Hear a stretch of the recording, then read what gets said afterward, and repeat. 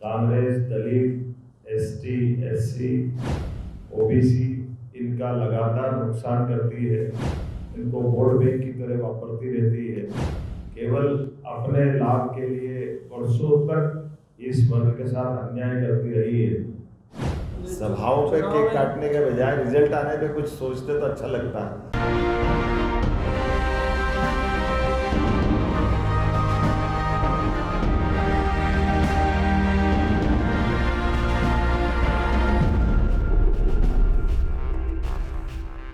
नमस्कार, आप देख रहे कैपिटल टीवी बिहार और आपके साथ मैं हूं दिव्या। मध्य प्रदेश के मुख्यमंत्री डॉक्टर मोहन यादव ने शहर के प्रसिद्ध विष्णुपद मंदिर के प्रांगण में पूजा अर्चना की। इस दौरान उनके साथ भाजपा के कई वरिष्ठ नेता मौजूद रहे। इसके बाद सीएम मोहन यादव बोधगया पहुंचे, जहां उन्होंने बोधगया के एक निजी होटल में प्रेस वार्ता की। प्रेस वार्ता के दौरान उन्होंने कांग्रेस पर निशाना साधते हुए कहा कि इस पार्टी ने ओबीसी और एससी/एसटी वालों के साथ हमेशा अन्याय किया है। अब तो कांग्रेस के राजकुमार कहे जाने वाले राहुल गांधी ने भी अपने एक बयान में इस बात को स्वीकार कर लिया है। ये दर्शाता है कि कांग्रेस तुष्टीकरण की राजनीति करती है, एससी/एसटी, ओबीसी और मुसलमान का रहनुमा होने का दावा करती है, लेकिन हकीकत ये है कि ये लोग सिर्फ ठगने का कार्य करते हैं। वैसे आप खुद सुनिए क्या कुछ कह रहे हैं डॉक्टर मोहन यादव। कांग्रेस के शहजादे जी ने कल बेबाकी से एक बात कही है, और ये वो बात है जिस बात के आधार पर हम तो वर्षों से कह रहे थे, कांग्रेस, दलित, एसटी, एससी, ओबीसी इनका लगातार नुकसान करती है, इनको वोट बैंक की तरह वापरती रहती है, केवल अपने लाभ के लिए वर्षों तक इस वर्ग के साथ अन्याय करती रही है। हमने सबने कल समाचारों के सार्वजनिक रूप से इलेक्ट्रॉनिक चैनल पे भी सुना, जब राहुल गांधी जी ने खुद ने एक्सेप्ट किया उनकी दादी, उनके नाना अर्थात पंडित जवाहरलाल नेहरू, श्रीमती इंदिरा गांधी, श्रीमती सोनिया गांधी की यूपीए सरकार, उनके पापा श्री राजीव गांधी, सभी के द्वारा घोर अन्याय एससी, एसटी, ओबीसी के साथ किया गया। और उन्होंने इस बात को स्वीकार करते हुए जो भारतीय जनता पार्टी वर्षों से कह रही थी, वो उनके द्वारा किया गया 70 साल से ज़्यादा समय तक कांग्रेस ने जो झूठ बोल करके इस वर्ग का विरोध किया था, वो अब उनने खुद ने मान लिया। इससे सारी पोल कांग्रेस की खुली, और इस पोल खुलने के बाद भी आज बड़ी किस प्रकार से कांग्रेस इसके बारे में आगे कहेगी, वो बात तो कांग्रेस के पास है।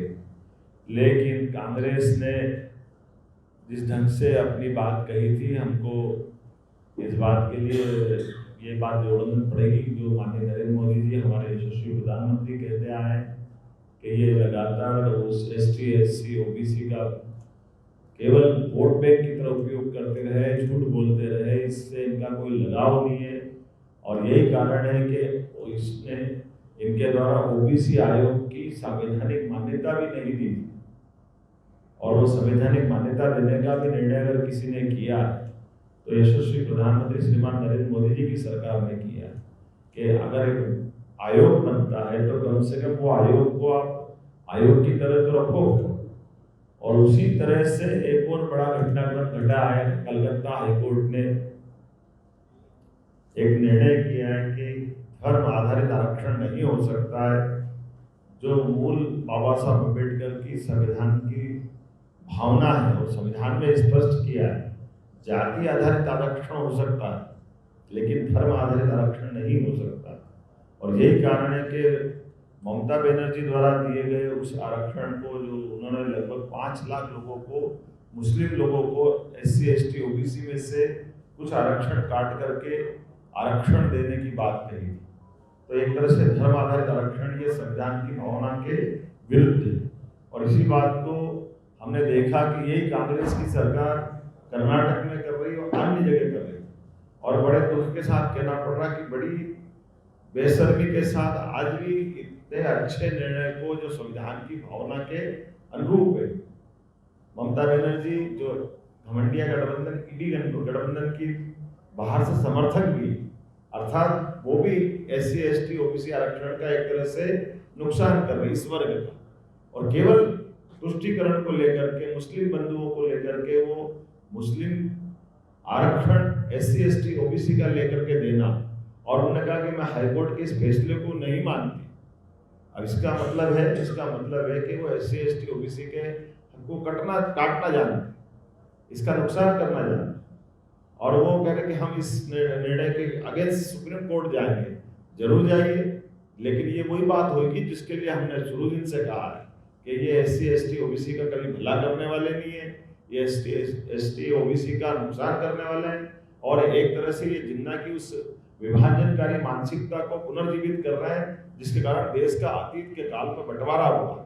तो कांग्रेस हो, ममता हो, या इनके साथ वाले सारे इनके घमंडिया गठबंधन के अलग अलग लोग, ये हमेशा SC ST OBC के हक पे डाका डाल रहे हैं, बुरा कर रहे हैं, और इसी तरह से केवल जनता को भ्रमित करते हैं। जनसभा पूरा होने के बाद आज तेजस्वी ने हेलीकॉप्टर में केक कटिंग किया है, केक काटा है। तो अपनी 200 सभा पूरा होने पर केक काटा है तेजस्वी ने हेलीकॉप्टर में। अभी मैंने देखा नहीं है, लेकिन मैं मान सकता हूँ कि अब इस पे मैं क्या टिप्पणी करूँ। सभाओं पे केक काटने के बजाय रिजल्ट आने पे कुछ सोचते तो अच्छा लगता है। उनको लगता है रिजल्ट आने पे कुछ होगा कि नहीं होगा, पता नहीं। वैसे मोहन यादव ने आगे ममता बनर्जी पर भी तंज किया है। उन्होंने कहा है कि ये सिर्फ मुसलमान के साथ होने का दिखावा करती हैं, लेकिन ये लोग मुसलमान, OBC, SC ST वालों का हमेशा से नुकसान करते रहे हैं। कांग्रेस के साथ रहने वाली जितनी पार्टियां हैं, उन्होंने भी इन लोगों को दिग्भ्रमित करने का काम किया है। उन्होंने कहा कि गया भगवान विष्णु की ज्ञान भूमि है, सनातन की धार्मिक नगरी है।